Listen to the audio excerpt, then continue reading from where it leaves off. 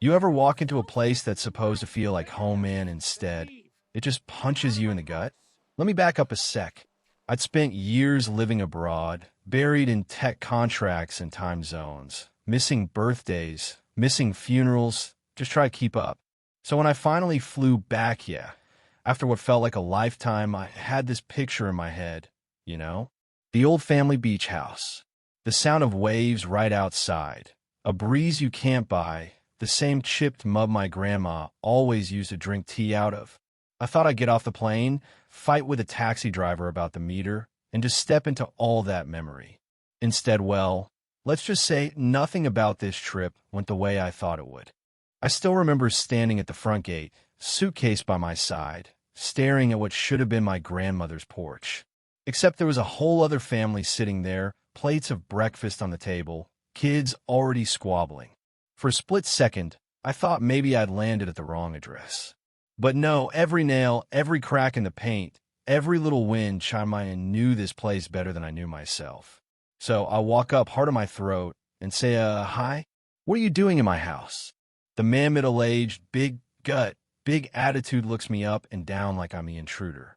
Tells me flat out, this is my house. You need to leave or I'll call security. I laugh because what else do you do? I tell him, no, this was my grandmother's place.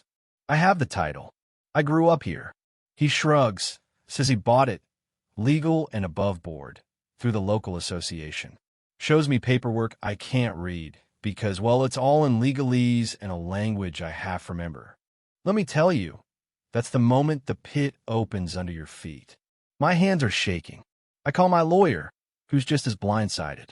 We scramble for documents, chase down registry records, spend the next few days in this blur of bureaucracy and rage.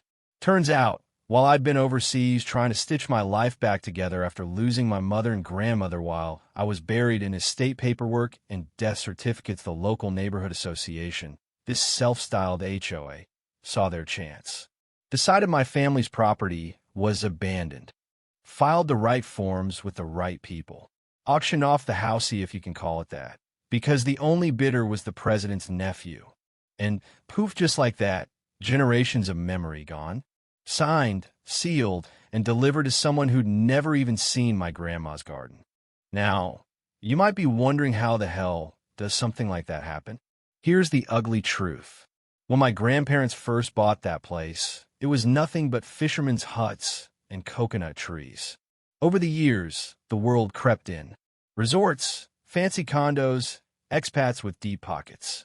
The old families hung on, but bit by bit, people sold out, new money moved in, and suddenly there's an association deciding what's best for everyone. Only my grandma never signed their papers, never paid a dime in dues. She used to wave them off with a broom. I kid you not, stories I heard 100 times from my mom.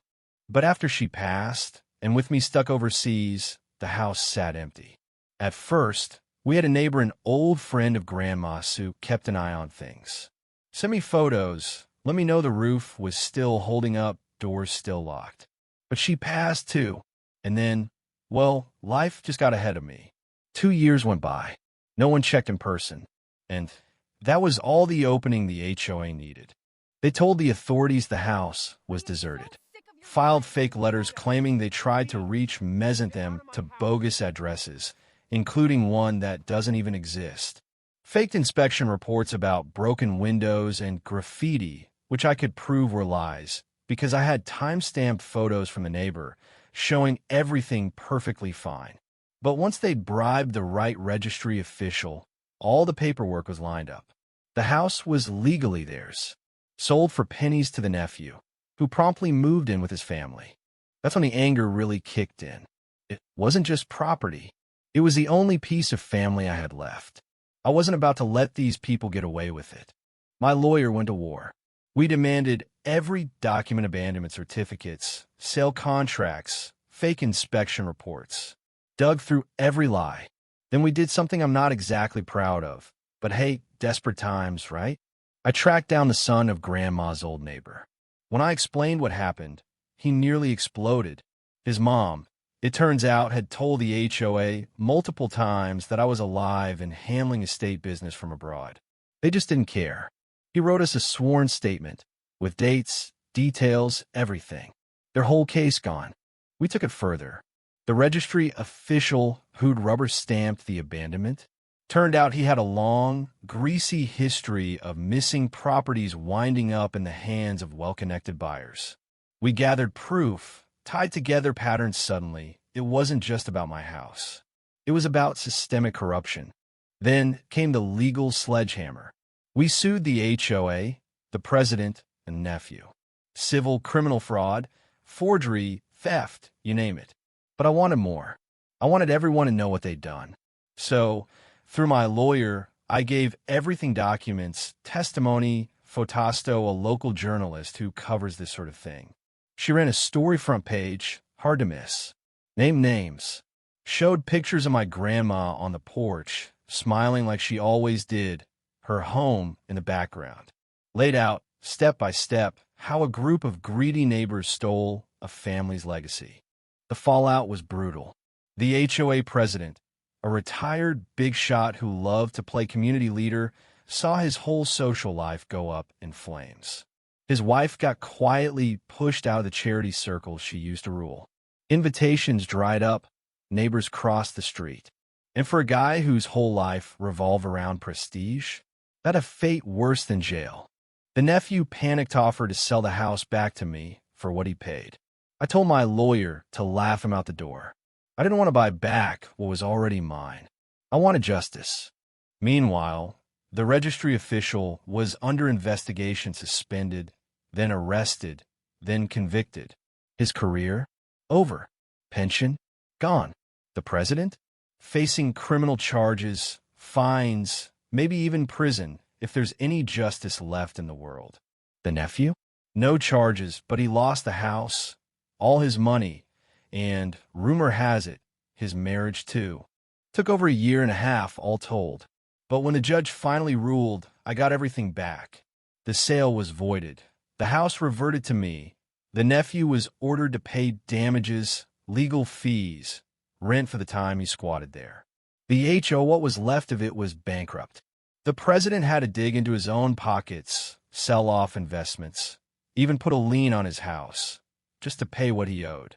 The association dissolved, poison in the community well. The old families cheered. I went back to the house 3 months later. You ever walk into a place and feel it's both yours and not yours anymore? They'd trashed the inside, left garbage, broken fixtures, petty damage. But I found little things they'd missed. A chipped teacup, an old calendar with my grandma's handwriting, a faded photo tucked behind a shelf. I fixed what I could, cleaned, painted, sat on the porch, and just breathed. It was quiet, just the ocean, the breeze, and me. And for the first time since all this started, I felt not angry, not even triumphant, just relieved, like I'd finally protected something that mattered. I put in a security system, hired a real property manager, made sure this never happens again. Sometimes I wonder if I'll retire there, the way my grandparents always hoped. The money from the lawsuit covered all the renovations, the legal bills, and then some. Funny, right? The president thought he could take whatever he wanted just because he knew the right people. Now he's broke, outcast, and facing a judge. The nephew lost everything. The official convicted. And me? I get to sit on that porch just like Grandma, watching the ocean, knowing this place is finally, truly mine again. But I'll tell you what, I learned a thing or two about power, about greed, and about how far some people will go when they think no one's watching.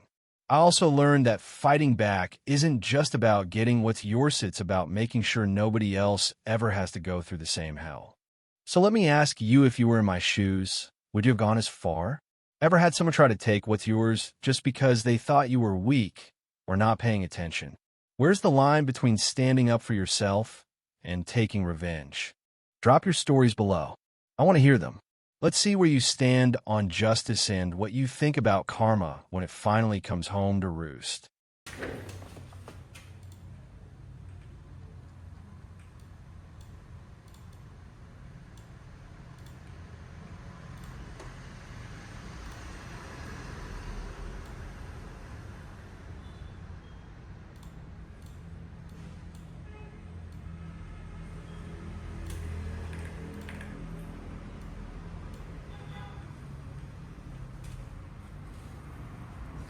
Cảm ơn tất cả các bạn đã xem video.